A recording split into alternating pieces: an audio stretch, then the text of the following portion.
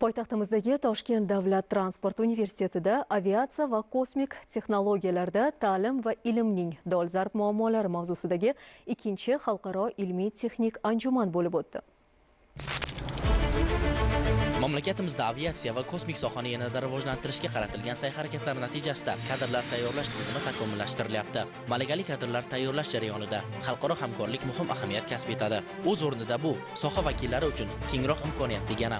Toshkent davlat transport universitetida o'tkazilgan xalqaro anjuman ayni maqsadlarni o'z ichiga olgan. Oliy ta'lim dargohining aviatsiya transporti muhandisligi fakultetida undan ortiq xalqaro va mahalliy oliy ta'lim, ilmiy muassasa va tashkilotni jamlagan tadbir aviatsiya va kosmik texnologiyalarda ta'lim va ilmning dolzarb muammolari mavzusiga bag'ishlandi. Ikkinchi xalqaro ilmiy-texnik anjumanda Rossiya, Belarus, Qozog'iston va Turkiya davlatlari oliy ta'lim rektorlari va mutasaddilari turli xil mavzularni ma'ruza qilishdi.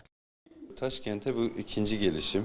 Birinci geldiğimde Toshkentga ikkinchi bor kelishim. Birinchi safarimda Toshkent Transport universiteti bilan hamkorlik memorandumi imzolagan edik. Bu gal esa konferensiyada ishtirok etib, Toshkent universiteti bilan ushbu memorandum doirasida ularga ilmiy sohada ko'mak berishni davom ettiryapmiz. Konferensiya doirasida men ham o'z mutaxassisligim, elektrotexnika, elektronika muhandisligi, kuchli elektronika sohasidagi ilmiy ishlarim bilan ishtirok etdim. Faqat O'zbekiston emas, balki butun Turkiy dunyo, O'zbekiston, Turkiya, Qozog'iston, Qirg'iziston barchasi birgalikda ishtirok etib, Turkiy dunyo nomidan kosmik mudofaa tizimlari borasidagi ishlarni kelajakda ko'rish meni juda quvontiradi.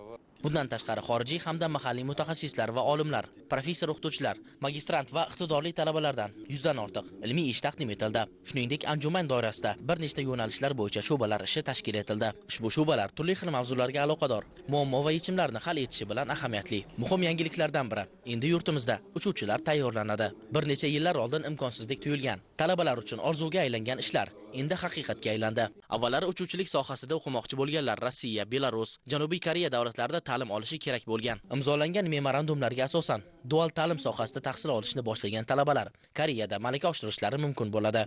Hurmatli prezidentimiz tomonidan ularning topshiriqlariga ko'ra bu o'quv yilidan fuqaro va uchuvchilarni demak yo'nalishni ochishga musharraf bo'lindi.